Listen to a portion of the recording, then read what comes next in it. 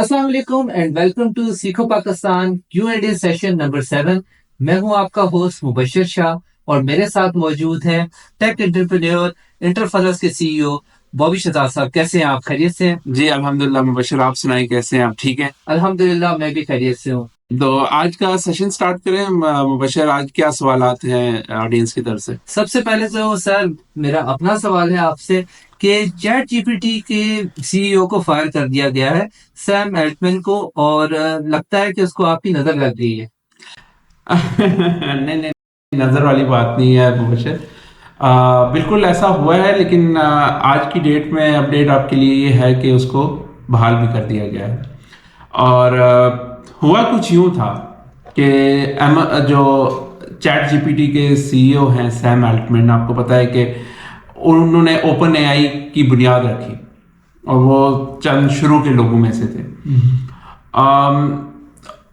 जो बोर्ड है उनका, उन्होंने उनमें कुछ लोग थे, उनके साथ उनका किसी बात पे तनाजा हुआ। तनाजा क्या था, जरा ये समझने वाली बात है। जी मैं जानना भी चाह रहा हूँ कि क्या ये क्या सच चल रहा है बेसिकली। हुआ ये था कि उनके जो बोर्ड के मेंबर्स थे वो उन पे ये प्रेशर डाल रहे थे कि आप बहुत तेजी के साथ एआई को डेवलप कर रहे हैं और ये आगे चल के ह्यूमैनिटी के लिए भी प्रॉब्लम हो सकती है। जिस तेजी से आप इसको डेवलप कर रहे हैं, तो ये एक जो रिस्पॉन्सिबल यूज ऑफ एआई है, ये एक बहुत बड़ा एक सब्जेक्ट बना हुआ है। हमारे यहाँ तो सियासत डिस्कस होती है, लेकिन अमेरिका जैसे कंट्रीज में इस वक्त ये डिस्कशंस हो रही हैं कि एआई का रिस्पॉन्सिबल यूज कैसे किया जाए।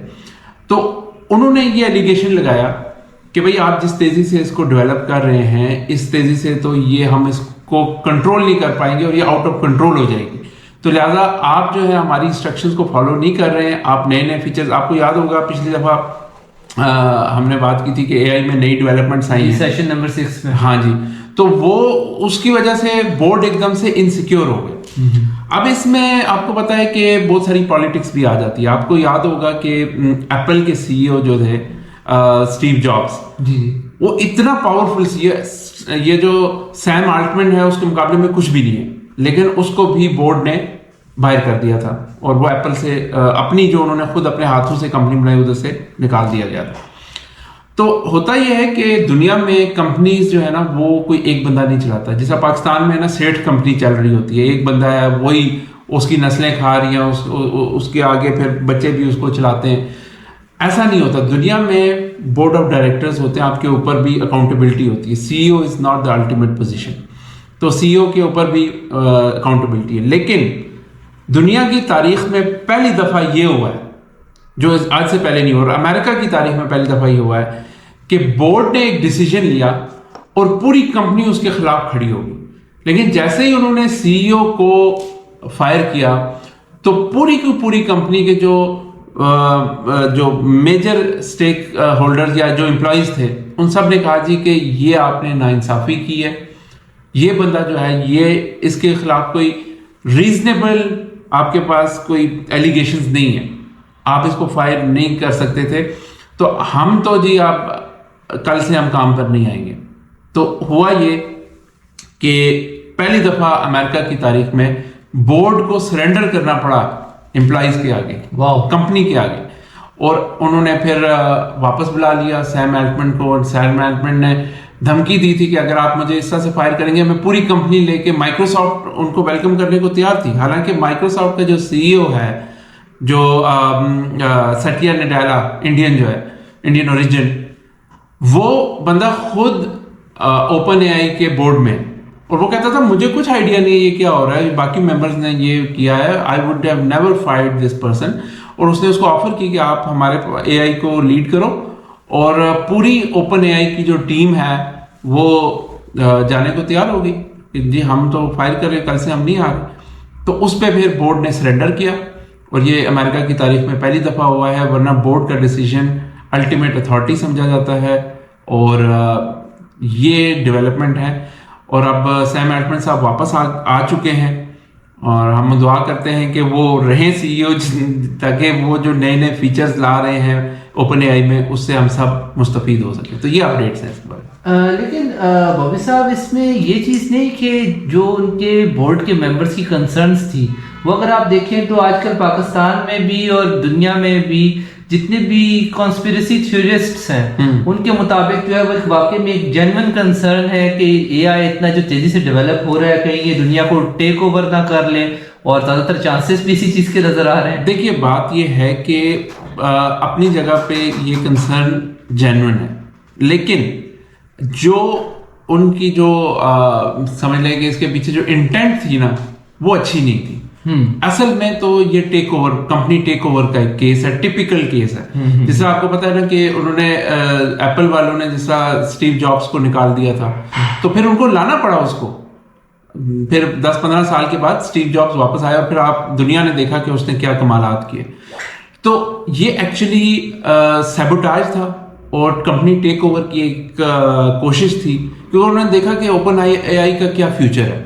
ये तो कंपनी पता नहीं कहाँ पहुंच जाएगी अगले, जिस तेजी से उसने एडॉप्शन की है, यूजर एडॉप्शन की है, एंगेजमेंट आई है उसके ऊपर, तो उसकी वजह से उनको अब यहाँ पे ग्रीड आ गई। बोर्ड मेंबर्स ने कहा जी कि सबसे पहले तो सीईओ, जिसका सबसे ज्यादा स्टेक होता है कंपनी के अंदर, उसको फायर करो, और उसके मतलब एक it was a sabotage attempt to take over the company.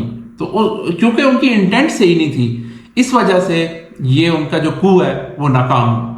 लेकिन बात आपकी अपनी जगह पे ठीक है, लेकिन उसको देखें, अभी एआई को उस लेवल पर पहुंचने के लिए अभी कई दहाइयां या कई सदियां भी लग सकती है। अभी हमें इमीडिएट उससे कोई इतना खतरा नहीं है। और आपको पता है कि जो एआई के आने से सदियों पहले, बल्कि दहाइयों पहले, एआई के बारे में लॉज लिखे जा चुके हैं, और उनको हम कहते हैं लॉज ऑफ रोबोटिक्स।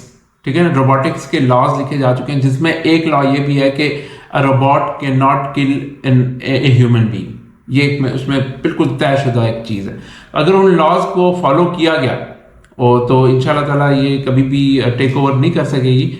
लेकिन still there is always doubt. इसके बारे में कभी तफसील से बात करेंगे हम। मैं भी यही कह रहा था कि इसके ऊपर पूरी वीडियो, हाँ, ये बड़ा इंटरेस्टिंग एक टॉपिक है कि एआई किस तरह से जो है वो, देखिए थोड़ा सा मैं आपको हिंट दे देता हूँ, वैसे डिस्कशन लंबी हो जाएगी, लेकिन जो स्टीफन हॉकिंस था, उसने ये कहा था कि हम ह्यूमन बीइंग्स 1000 साल में अपनी सिविलाइजेशन को सेल्फ डिस्ट्रॉय कर देंगे। ये उसकी प्रेडिक्शन है। तो जब हम सेल्फ डिस्ट्रॉय कर देंगे, तो जो ये इतना हमने ह्यूमन डेवलपमेंट की है, जो हमारा कल्चर है, जो हमारा ये सब हमने इतनी तरक्की की है सदियों में, तो ये तो सब जाया चली जाएगी। तो उस वक्त सिर्फ और सिर्फ एआई, क्योंकि एआई तो उसको तो मारा नहीं जा सकता, उसको सिर्फ एक एनर्जी सोर्स चाहिए, और वो एआई जो है वो सरवाइव करेगी। वो ज़ाहिर है उसको सांस लेने की जरूरत नहीं। अगर लेट्स सपोज यहाँ पे न्यूक्लियर हॉलोकॉस्ट भी हो जाता है तो वो उसमें भी सरवाइव कर लेगी, और उसको स्पेस में जाने से भी कोई नहीं रोक सकता। तो हम जो एग्जिस्ट करेंगे ना, जो फ्यूचर में, जो हमारे बारे में शायद कोई एलियन सिविलाइजेशन आ जाए 1000 साल 10,000 साल के बाद, और वो देखे कि यार यहाँ पे कौन लोग थे, तो वो एआई उसको यहाँ पे नजर आएगी। तो उस वजह से हमारा एक part of us will be living inside the AI version of the humanity. तो ये मैं उस तरह से देख रहा हूँ चीजों को। लेकिन अल्लाह खैर करने वाला है, अल्लाह ताला के भी प्लान्स हैं। हम तो अल्लाह पे यकीन रखने वाले लोग हैं, और क़यामत का एक दिन मुअय्यन है, तो हमें तो रोज़े क़यामत पे एक यकीन है। लेकिन जिस तरह से चीज़ें अनफोल्ड हो रही हैं, तो ऐसा लग रहा है कि 1001 साल में जिस तरह कि हमारे यहाँ पे जो रेशियल जो डिफरेंसेस हैं, या जो पॉलिटिकल डिफरेंसेस हैं, या सेक्टेरियन डिफरेंसेस हैं, उनको देखते हुए ऐसे ही लगता है, और रिलीजियस डिफरेंसेस हैं, तो ह्यूमन बीइंग्स जो हैं वो एक डिस्ट्रक्शन पाथ के ऊपर जा रहे हैं।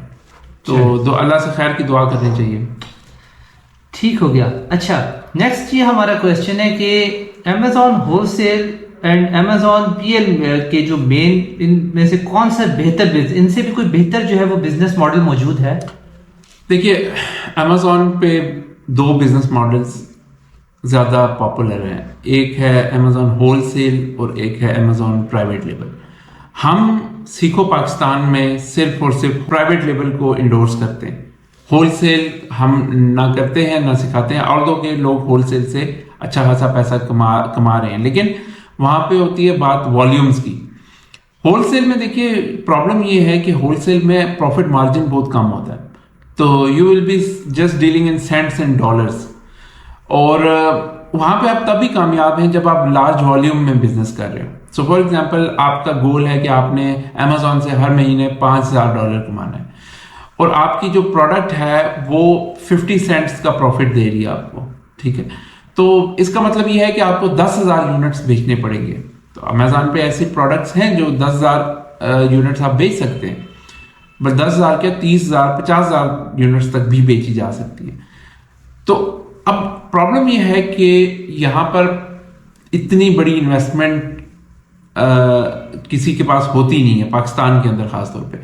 अब देखें, अगर आप 10,000 यूनिट्स लेने जा रहे हैं तो आपके पास कम से कम 40-50,000 डॉलर्स की, तो इतनी ज्यादा इन्वेस्टमेंट लोगों के पास होती नहीं है। तो इसलिए हम उनको प्रेफर करते हैं कि प्राइवेट लेबल बिजनेस पे आए। प्राइवेट लेबल में क्या होता है कि आप मैन्युफैक्चरिंग को डायरेक्ट कंट्रोल करते हैं।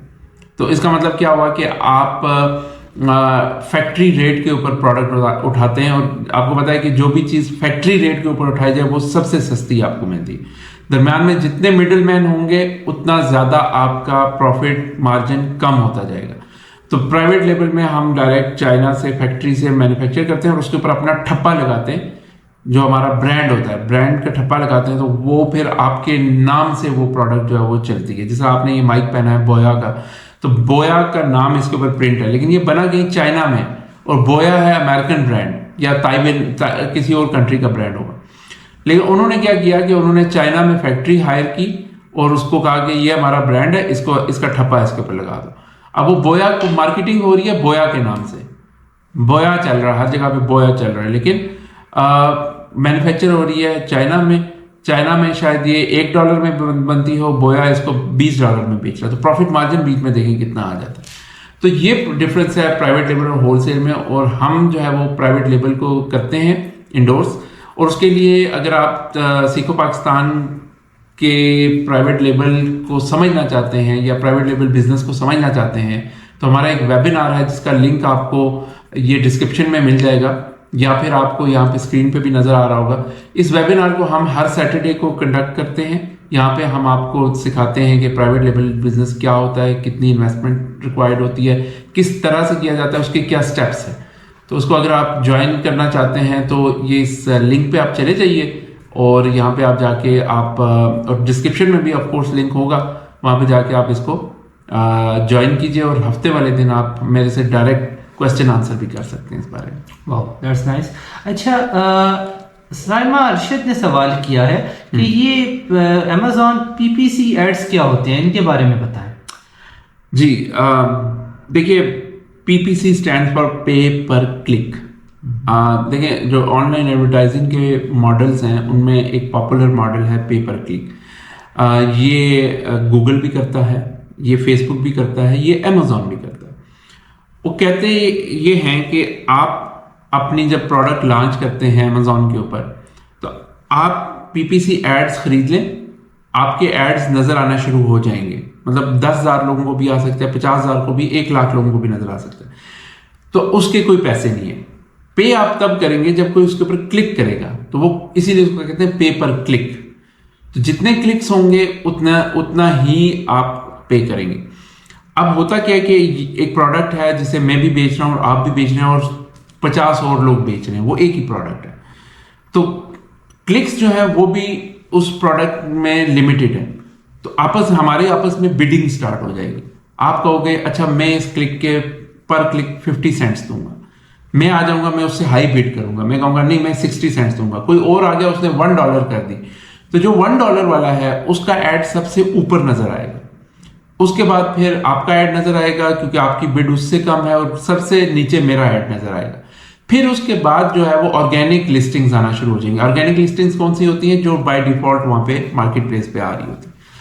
तो ये जो मॉडल है ये इसलिए कामयाब है कि एक बंदा, फॉर एग्जांपल मैं अपना एक नया प्राइवेट लेबल लॉन्च कर रहा हूं, मेरे कोई रिव्यूज नहीं है, मेरी कोई रेपुटेशन नहीं है, तो कोई मुझसे क्यों खरीदेगा? मेरी कोई रेटिंग नहीं है, तो वो उनको अगर मेरा एड सबसे ऊपर नजर आएगा तो मुझे कंसिडर जरूर करेंगे, और वो उस कंसिडरेशन में शुरू में जो मुझे इनिशियली जो मुझे बूस्ट चाहिए अपनी लॉन्च को कामयाब करने के लिए, तो वो मुझे मिल जाएगा, और मुझे मुझे रेटिंग्स मिल जाएंगी, मुझे रिव्यूज मिल जाएंगे। तो उसके बाद तो मुझे ऑर्गेनिक ऑर्डर्स भी आने शुरू हो जाएंगे। सो कहने का मकसद ये है कि इसका मकसद सिर्फ ये होता है कि एक तो आपकी सेल्स वेलोसिटी इंक्रीज की जाए ताकि आपको ऑर्गेनिक ऑर्डर्स आने शुरू हो जाए।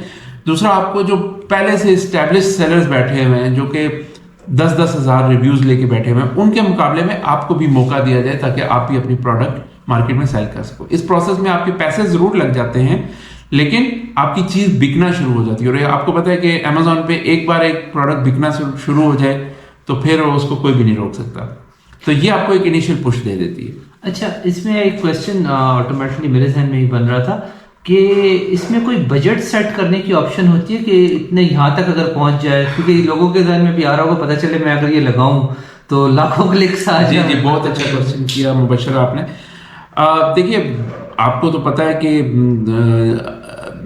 इतने ज्यादा क्लिक्स आ जाते हैं बाज़ का, आपने अगर उसके ऊपर कोई कैप ना लगाई हो, कोई कंट्रोल ना किया हो, तो ऑब्वियसली वहां पे बजट सेट करने का ऑप्शन होता है। वहां पे कैंपेन लेवल के ऊपर भी होता है बजट सेट करने का, एड सेट लेवल के ऊपर भी होता है और एड लेवल के ऊपर भी होता है। तीनों लेवल्स के ऊपर आप अपना बजट सेट कर सकते हैं। तो ये बजट सेट इसलिए भी किया जाता है कि आपको पता होता है कि मेरी जेब में कितने पैसे हैं, मैं कितना मार्केटिंग के ऊपर स्पेंड कर सकता हूँ। तो नॉर्मली जो हम स्टार्टिंग बजट लगाते हैं वो £25 रखते हैं, और फिर आहिस्ता आहिस्ता इसको बढ़ाते जाते हैं अगर ज़रूरत महसूस हो।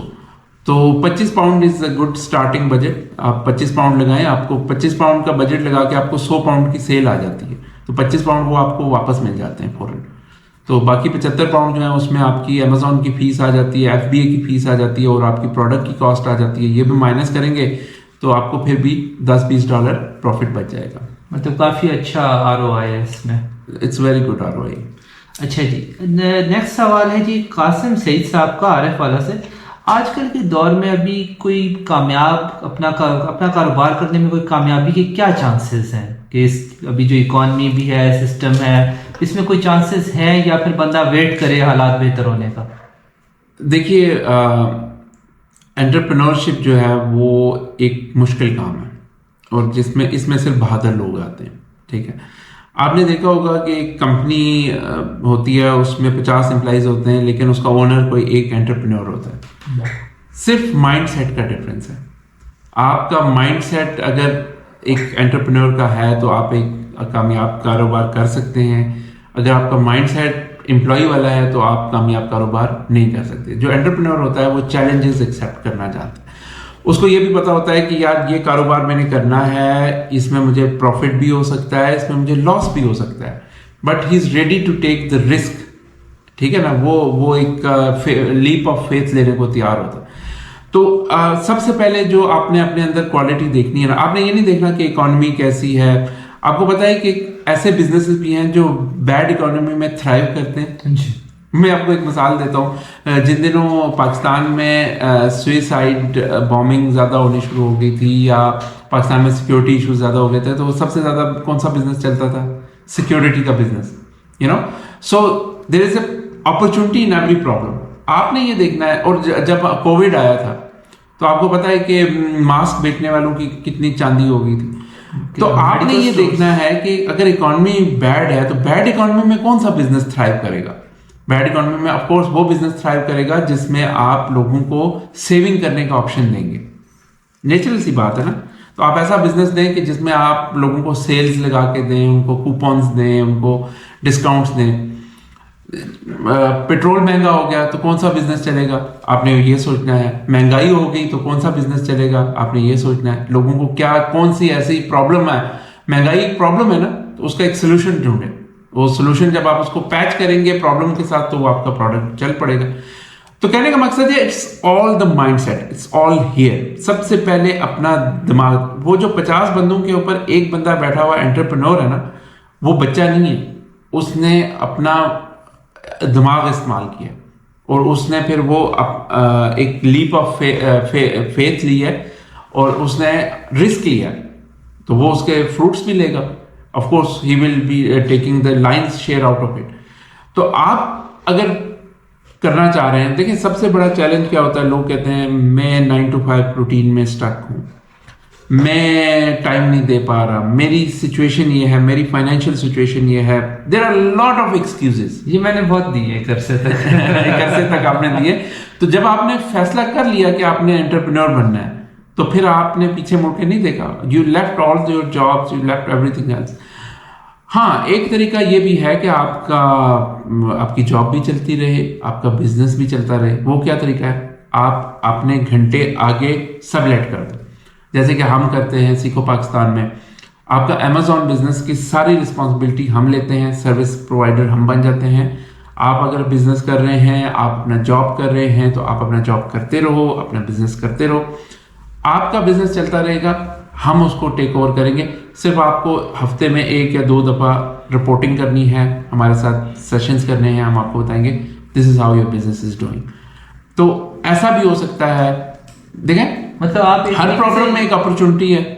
आपके पास वक्त नहीं है तो आप वक्त को घंटों को तकसीम कर दें, किसी को हायर कर लें, वो आपके लिए काम करेगा। मतलब आप कंप्लीटली एक बिजनेसमैन को रिलैक्स कर देते हैं कि उसका जितना भी अमेजोन से रिलेटेड काम है वो आराम से आप जो है टेक ओवर, हमारे पास प्रॉफिट देते रहेंगे उन्हें। हाँ, हमारे पास टीम्स हैं, हमारे पास कंसल्टेंट्स हैं, एक्सपर्ट्स हैं, हमारे पास पीपीसी एक्सपर्ट भी है, हमारे पास लिस्टिंग एक्सपर्ट भी है, हमारे पास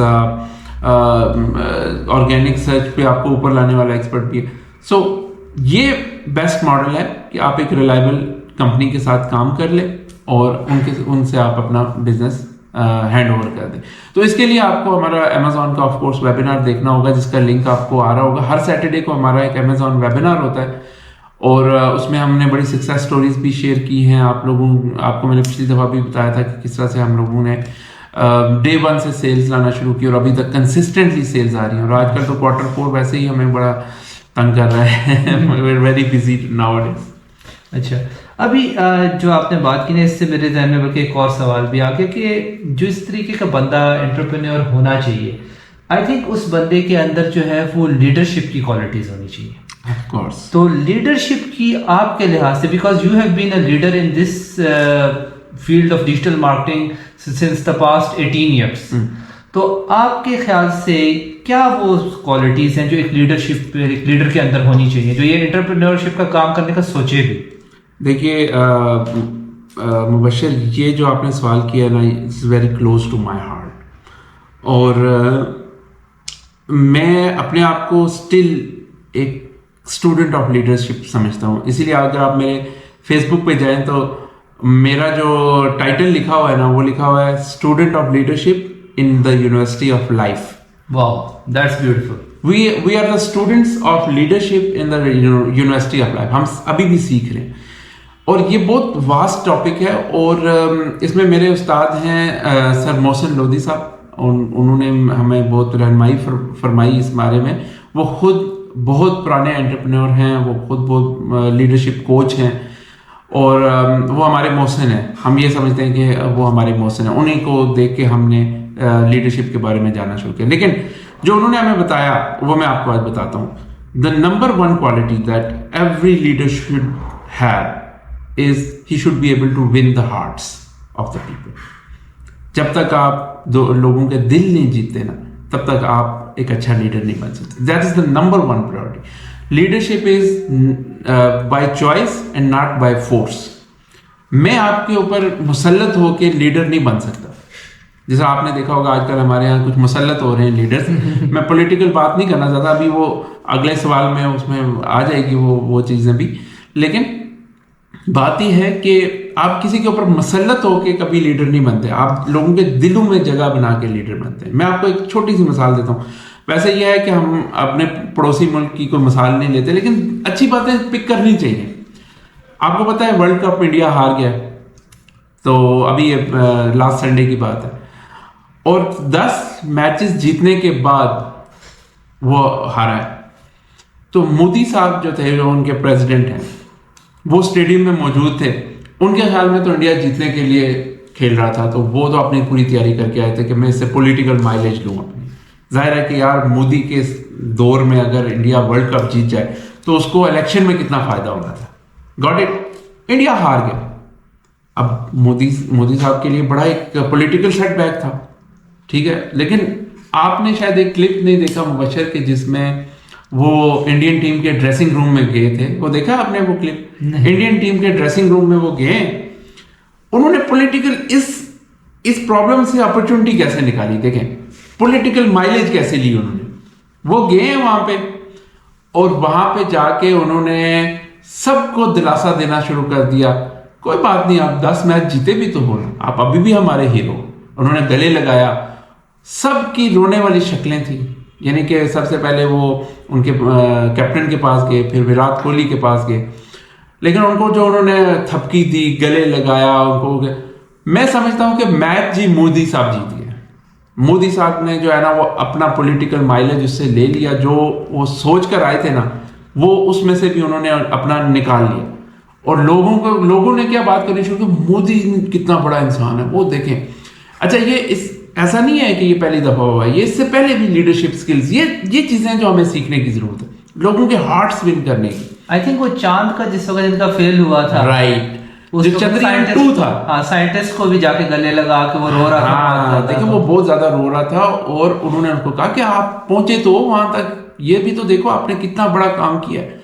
अब हमारा कोई होता यहाँ पे लीडर और उसने डंडा फेर देना था, ये क्या किया तुमने, ये नहीं, हमारे इतना नुकसान कर दिया। जूते लेके एयरपोर्ट पे खड़े होते हैं और वो सारी इस तरीके की चीजें, मतलब हाँ, वो पॉलिटिक्स में तो खामोश हो जाते हैं। जी हाँ, वो तो सपोर्ट करते नहीं है। देखिए जी, हमें सीखना पड़ेगा, इंडिया कोई तो वजह है ना कि वो हमसे इतने आगे हैं, हमें वो चीजें समझनी पड़ेंगी कि वो क्यों इतने आगे हैं। उनके अंदर एक चीज है एम्पैथी और ह्यूमिलिटी, ये 2 इंग्लिश के वर्ड हैं, इनको जाके आप स्टडी कीजिएगा। What is empathy? Empathy is above the sympathy.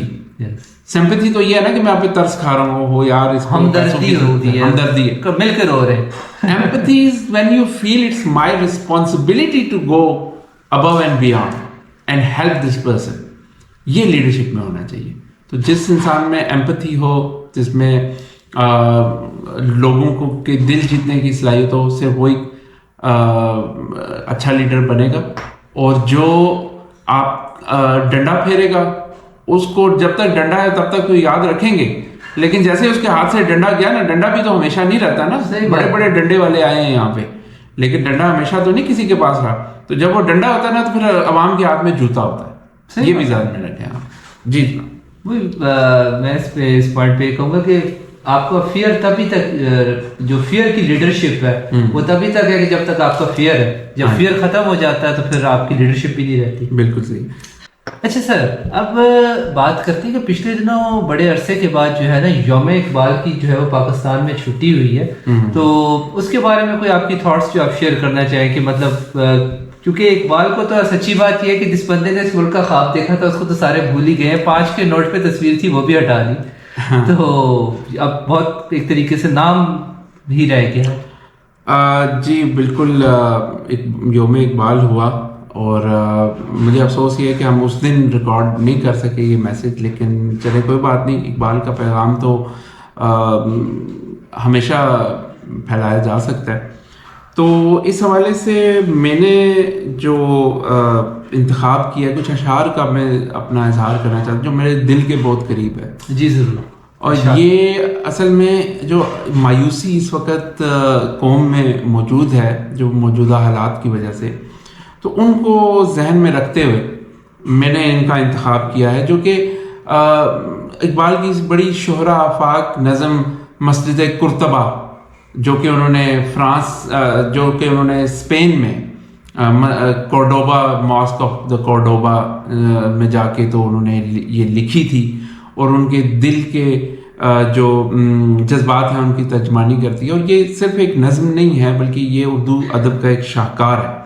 इसके बारे में इंशाल्लाह किसी दिन में, ये बड़ी तवील नज़म है और इसको बड़े फुर्सत के साथ कभी पढ़ने की जरूरत। आई थिंक हम लोगों को इस तरह का कोई सेशन या कोई चीज बनाने की जरूरत है जिसमें हम लोग ये जिक्र किया करें। मैं बिल्कुल इंस्पिरेशंस जिसकी हमें बहुत जरूरत है हमारी मैं सोच रहा हूँ। वैसे तो मैं बिल्कुल एक तिफले मकतब की हैसियत रखता हूँ इकबालियात में, मैं कोई बहुत बड़ा एक्सपर्ट नहीं हूँ, लेकिन जो मुझे समझ आती है, देखें इकबाल का एक शेर है कि तेरे ज़मीर पर जब तक न हो नज़ूल किताब, गिरह कुशा है न राजी न साहिब कशाफ। वाह। यानी कि आप इकबाल अपने बारे में फरमाते हैं कि मेरे ऊपर शेर जो है ना वो वारद होते हैं, यानी कि और इसका जो है वो ताल्लुक जो है वो नबी पाक सल्लल्लाहु अलैहि वसल्लम की, इस शेर का ताल्लुक जो है वो नबी पाक सल्लल्लाहु अलैहि वसल्लम की उस हदीस के बारे में कि आप कुरान को इस तरह पढ़ो जिस तरह वो उसी वक्त आपके ऊपर नाजिल हो रहा हो। तो तेरे ज़मीर पर जब तक ना हो नज़ूल किताब, गिरा कुशा है ना राजी की तफसीर आपको समझाएगी कि कुरान क्या है, ना गजाली की तफसीर, ना साहिब कश्फ की तफसीर आपको समझाएगी। मस्त कर दिया मुझे इस बात पे, वाह तो जबरदस्त। आपने जिस वक्त पढ़ना है कुरान तो ऐसे पढ़ना है जैसे उसी वक्त आप पे नाजिल हो रहा हो, तो फिर वो आपको समझाएगा कि कुरान खुद समझाएगा। वाह। तो अब इसमें जो मैंने इंतखाब किया है वो मस्जिद कर्तबा के आखिरी 2 जो बंद हैं, क्योंकि ये जो है ना ये हमारी जो मौजूदा जो एक मायूसी की फिजा है उससे निकलने का जो रास्ता इकबाल ने बताया है और बाकी कौमों ने इससे कैसे फ़ायदा उठाया वो थोड़ा सा यहाँ पे है। तो वो कहते हैं जी कि अब वो पूरी वो इसका एक कॉन्टेक्स्ट है, वो किसी दिन फुर्सत होगी तो हम इंशाल्लाह, मेरी तो ज़ाती ख्वाहिश ये है, ज़िंदगी का एक ख्वाब बहुत बड़ा ये है कि मैं स्पेन में खुद जाके मस्जिद कर्तबा के सामने इसकी तो है ना वो तफसीर में that would be very fun. तो लेकिन ये है कि इंशाल्लाह ताला जो उन्होंने कहा ना कि वो मस्जिद कर्तबा फिर वो शुरू होते हैं कि सिलसिला रोज़ व शब, वहाँ पे वो टाइम एंड स्पेस को डिस्कस करते हैं, फिर उधर से वो आते हैं जी इश्क के बारे में वो डिस्कस करते हैं, फिर वो आते हैं मस्जिद कर्तबा की जो आर्किटेक्चरल ब्यूटी है उसके बारे में करते करते करते अब आखिर में वो आ रहे हैं फिनिशिंग की तरफ लेके जा रहे हैं। कहते हैं दीदाए अंजुम में है तेरी जमी आसमां, आह के सदियों से है तेरी फिजा बेअज़ा, कौन सी वादी में है कौन सी मंजिल में है, इश्के बलाखेज का काफिलाए सख्त जा। यानी आप वो बात कर रहे हैं कि वो जो मस्जिद कर्तबा है वो इंतजार कर रही है किसी ऐसे इनकलाब का, किसी ऐसे फर्द का कि जो आएगा और ये सारे के सारे जो जुल्म के जो दुनिया के ऊपर जो इस वक्त जुल्म है उसको अमन और अदल से भर देगा। ठीक है, देख चुका अलमनी शोरश इस्लाह दी, जिसने न छोड़े के ही नक्शे कोहन के निशान। अलमनी कहते थे जर्मनी को। तो आपको पता है कि उस वक्त जो था जब ये मस्जिद कर्तबा लिखी गई तो उस वक्त जर्मनी में एक इनकलाब आ रहा था, हालांकि कि वो हिटलर का इनकलाब था और अभी दूसरी जंग अजीम नहीं हुई थी, लेकिन इकबाल उसको भी एक अहयाए कौम या रिनाइसेंस ऑफ अ नेशन के तौर पे ले रहे थे। तो वो उनके जहन में आया कि देखें अब वो मसाले दे रहे हैं मुख्तलिफ अक़वाम की।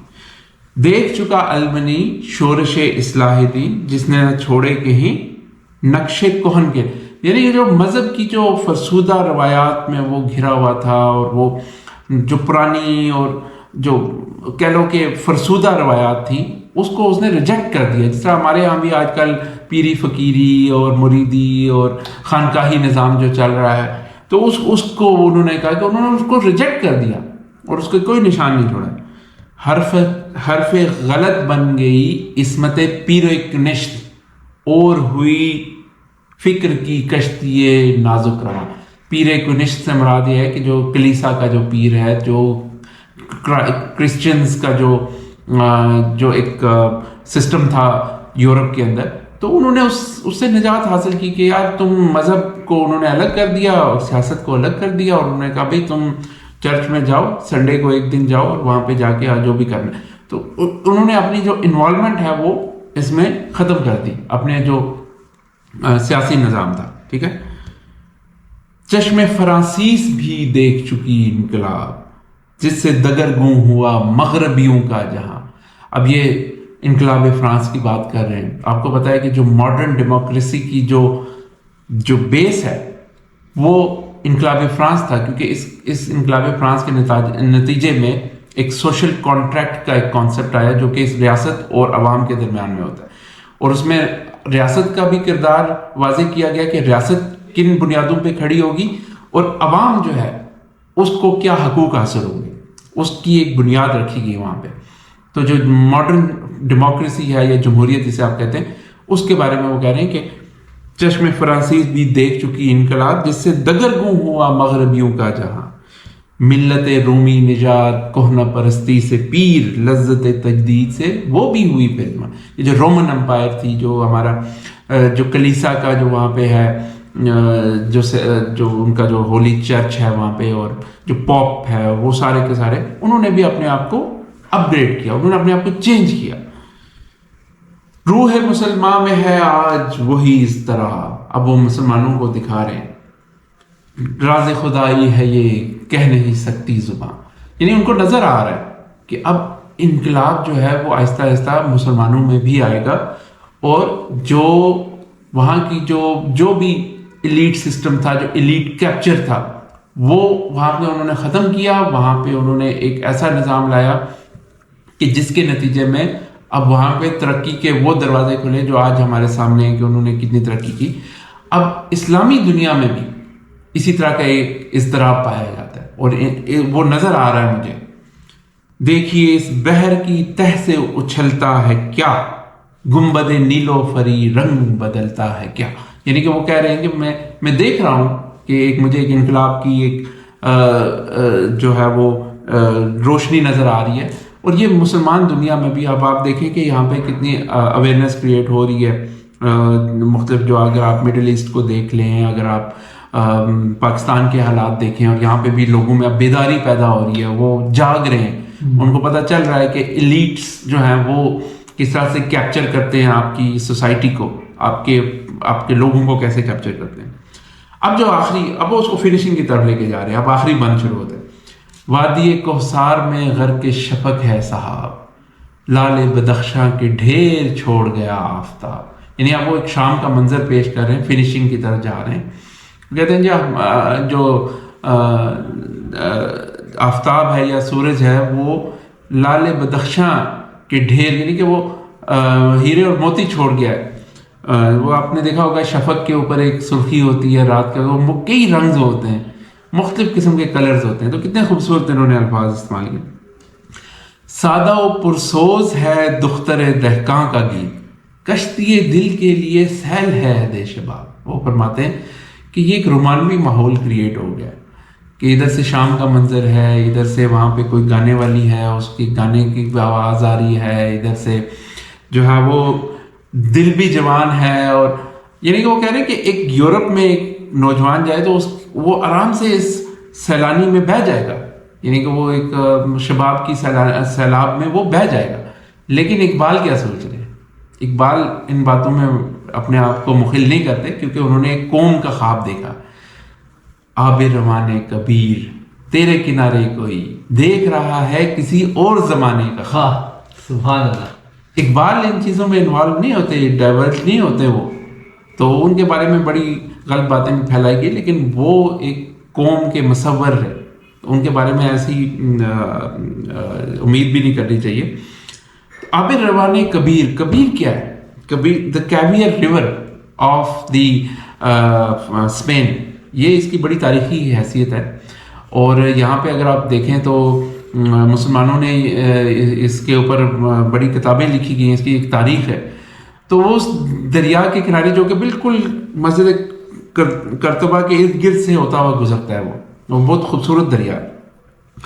तो उसके किनारे जो है वो इकबाल एक नई कौम का ख्वाब देख रहा है, वाह, आने वाली नस्ल का ख्वाब देख रहा है। ठीक है ना जी। अब आते हैं जी, आबे रवाने कबीर, आलम नो है अभी पर्दाए तकदीर में, मेरी निगाहों में है इसकी सहर बेहिजाब। देखिए जो दूर अंदेश होता है ना, वो आगे देख रहा होता है, वो पीछे नहीं देख रहा होता। हम में से जो लोग हैं जो माजी में रहते हैं हर वक्त, मेरे साथ ये हो गया, मुल्क के साथ ये हो गया, उसको छोड़ें, आगे बढ़ें। अब आगे के बारे में सोचें, अब नई टेक्नोलॉजीज के बारे में सोचें।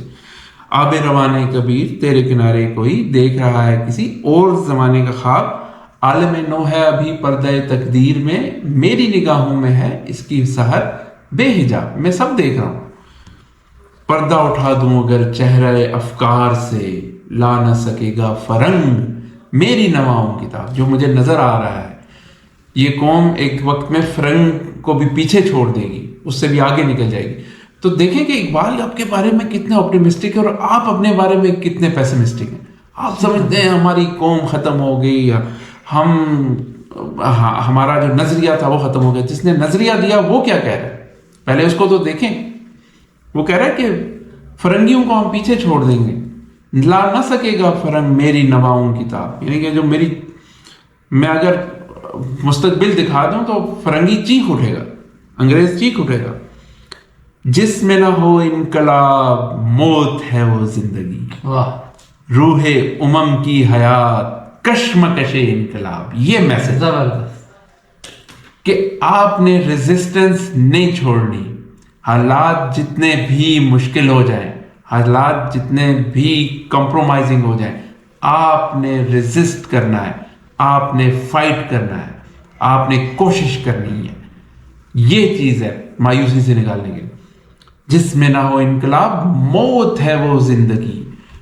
कौमों की हयात जो होती है वो इनकलाब नहीं होता, इनकलाब की कोशिश होती है। रूहे उमम की हयात कश्मकशी इनकलाब। आपने रेजिस्टेंस नहीं छोड़नी, आपने फाइट नहीं छोड़नी, आपने फाइट करना है। सूरत शमशीर है दस्ते कज़ा में वो कौम, करती है जो हर जमा अपने अमल का हिसाब। सूरत शमशीर एक नंगी तलवार है इंसाफ के हाथ में। वो कौन जो अपना सेल्फ अकाउंटेबिलिटी करती है। वाह, हमारे यहां क्या है, चोर को चोर नहीं कहा जाता, डकैत को डकैत नहीं कहा जाता, लुटेरे को लुटेरा कहो, चोर को चोर कहो, हक बात कहो। हमारे यहां सेल्फ अकाउंटेबिलिटी खत्म हो गई है। वाकई में हमने एक्सेप्ट कर लिया है कि ये चोर है, ये हम पे मुसल्लत है और हमने इनको तस्लीम करना है। नो, दैट ये जो कह रहे हैं ना रेजिस्ट करें, वो इसीलिए कह रहे हैं। सूरत शमशीर है दस्ते कज़ा में वो कौम, करती है जो हर जमा अपने अमल का हिसाब, जिसमें सेल्फ अकाउंटेबिलिटी है। जो चोर को, आपको पता है जापान के अंदर अगर कोई करप्शन के चार्जेस में पकड़ा जाए या उसके बारे में मशहूर हो जाए कि ये करप्ट इंसान है, उसके पास कोई ऑप्शन ही नहीं बचता सिवाय खुदकुशी करने के, क्योंकि कौम उसको जगह जगह नंगा करती है। आप करें, बिल्कुल आप आवाज उठाएं, आपको किसने मना किया? आप हक के लिए खड़े हो, आप कहेंगे, आप मत मुसल्लत होने दें किसी को अपने ऊपर। आप जो चोर है, जो सर्टिफाइड चोर है, जिसके बारे में पता है कि ये लुटेरा है, इसने यहाँ पे आके लूट मार पहले भी की है, उसको आपने तस्लीम नहीं करना। सूरत शमशीर है दस्ते कज़ा में वो कौम, करती है जो हर जमा अपने अमल का हिसाब। नक्श हैं सब नातमाम खून जिगर के बगैर, नगमा है सौदाए खाम खून जिगर के बगैर। कोई भी इनकलाब खून जिगर दिए बगैर नहीं आता। खून जिगर का क्या मतलब होता है? सख्त मेहनत, सख्त जद्दोजहद, सख्त कुर्बानी देनी होगी, अपनी कंफर्ट जोन से अपने कंफर्ट जोन से निकलना होगा। तो ये पैगाम है इकबाल का। बहुत और खूबसूरत पैगाम साहब आपने इसमें जो मायूस कौम के लिए, देखिए जिसने हमारा ख्वाब देखा, जो हमारा आर्किटेक्ट है, वो गलत नहीं हो सकता। सही बात है। अगर हम अपना निज़ाम नहीं चला सके तो इसमें उसका कोई कसूर नहीं है। अल्लामा इकबाल गलत नहीं थे, कायदे आज़म गलत नहीं थे, हम लोगों ने इस मुल्क को नहीं संभाला। वो तो हमारे लिए इतना बड़ा काम करके गए थे, और 10 लाख लोगों की जो कुर्बानी थी जिसके नतीजे में ये मुल्क कायम हुआ, तो हम इतने जल्दी इसको नहीं जाने दे सकते। हमने रेजिस्ट करना है, हमने फाइट करना है, हमने हर मौके के ऊपर यहाँ पे बैठ के अपनी सुप्रीमेसी और एलीट कैप्चर नहीं होने देना इस मुल्क में। इस वक्त एलीट कैप्चर चल रहा है। इस वक्त चल रहा है कि तुम गुलाम हो, हम आज़ाद हैं, तुम गुलाम हो, हम हाकिम हैं, तुम महकूम हो। ये इंसानों की आज़ादी इस तरह से नहीं मिलती। सारी कौम को एक होकर काम करना पड़ेगा, मेहनत करनी पड़ेगी और जद्दोजहद करनी पड़ेगी। ये आपने बहुत ही अच्छी बात की वाबिद साहब, मैं इस बात से बिल्कुल एग्री करता हूँ। और ख़ास तौर पे जो नज़रिया आपने दिया कि मेहनत करनी होगी, सिर्फ एहतजाज और इस चीज़ों से मसले हल नहीं होंगे, रास्ते जाम करने से नहीं होंगे, मेहनत करनी होगी, अपने आप को डेवलप करना होगा। जैसे और मैं तो आप खैर काफ़ी अरसे से जानता हूँ, लेकिन व्यूअर्स के लिए भी ये आपका बेसिकली ये जो एक बेसिकली आपकी एक क्वालिटी है जो हमारे सामने आई है कि जो लोग वाकई में इकबाल की, कायद आज़म की टीचिंग्स को जानते हैं और मानते हैं, सिर्फ उनके नाम इस्तेमाल नहीं करते, वही फिर एंटरप्रेन्योर्स भी अच्छे बन पाते और मुबशर, मैं इसे समझता हूँ कि इकबाल को इलीट कैप्चर की वजह से, जो इस मुल्क में एक इलीट कैप्चर चल रहा है, उसकी वजह से इकबाल को आहिस्ता आहिस्ता हमारे माशरे से और हमारे याददाश्त से गायब किया जा रहा है और बड़े एक प्लानिंग के तहत किया जा रहा है। मेरा ये ख्याल है कि ये जो है ये अल्टीमेटली ये चीज़ बाउंस बैक करेगी और ये कौम जो है वो जो नज़रिया पाकिस्तान देने वाला जो इंसान है, जिसे हम मुसव्वरे पाकिस्तान कहते हैं, उसको हम नहीं भुलाएंगे। और ये कुछ जो आपके कुछ पॉडकास्टर्स आ गए हैं, कुछ ऐसे लोग आ गए हैं कि जो आपको आपकी जो असास है उससे आपको दूर करने की कोशिश कर रहे हैं और आपके दिल में नफरत पैदा करने की कोशिश कर रहे हैं, तो आपने इनकी बातों में नहीं आना। हमारा मुल्क है, हमारी कौम है, हम एक नज़रिए के तहत बने हैं और हमने उस नज़रिए का तहफ़्फ़ुज़ करना है। ये हमारा एक अल्टीमेट गोल होना चाहिए। Thank you so much Mohit साहब, आज का तो बहुत ज़बरदस्त सेशन था और लाजमी अगर आपको पसंद आया तो ज़रूर लाइक करें, चैनल को हमारे सब्सक्राइब करें और इस वीडियो को ज़्यादा से ज़्यादा शेयर करें। तमाम तर लिंक्स डिस्क्रिप्शन के पीछे मौजूद हैं। हमारे जो है अमेज़ॉन के जो है वो वीकली जो हमारा वेबिनार होता है उसके भी, और तमाम तरह लिंक्स जो है वो आपको डिस्क्रिप्शन के पीछे मिल जाएंगे। Thank you so much Mohit साहब once again and see you next time. अल्लाह हाफिज़, टेक केयर अगेन।